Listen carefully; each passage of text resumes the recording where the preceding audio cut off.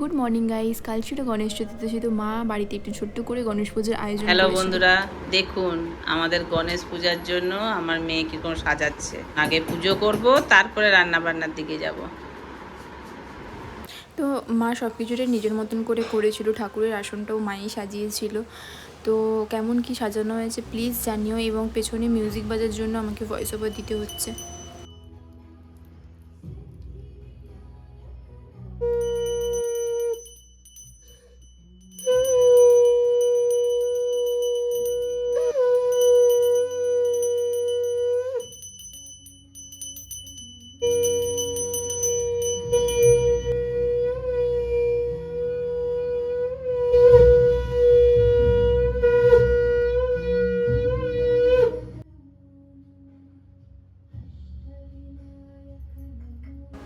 তো মায়ের পুজো কমপ্লিট হয়ে যাওয়ার পরে আমি কিছু কিছু ক্লিপ নিয়েছি, তোমরা দেখতে থাকো।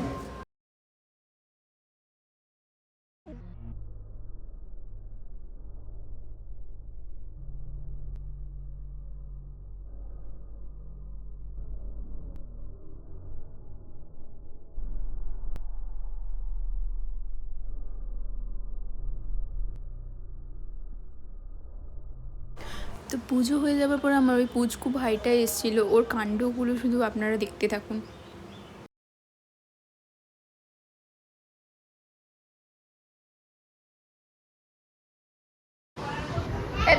দেখি বাচ্চা কেমন ঠাকুর হয়েছে। এ কি ঠাকুর? এ কি ঠাকুর হয়েছে? গনু দাদা হয়েছে, গনু দাদা। কি ঠাকুর এটা? কি ঠাকুর হয়েছে তুমি? হ্যাঁ, গণপতি বাপ্পা হয়ে গেছে সব। এই যে সব হয়ে গেছে, এই ছোলা ডালটা নামিয়ে দিলেই বাস শেষ। সব কোথায়? আলুদম, লুচি, সুজি, পটল ভাজা। আর কিছু না, এটাই তাহলে আজকে দুপুরের লাঞ্চ। দুপুরের লাঞ্চ যে করেছি, তাই পূজা করেছি না, ওই জন্যই তো। ঠিক আছে। তো এরপরে আমার বাড়িতে আমার একজন ফ্রেন্ড এসেছিলো। তো কোকো ওর সাথে খেলায় এতই ব্যস্ত ছিল যে ওকে কিছুতেই বাড়ি ছাড়ছিল না। যখনই বাড়ি যাওয়ার কথা বলছিল কোকো কান্না শুরু করে দিচ্ছিল। তো আজকের জন্য এটুকুই, গুড নাইট।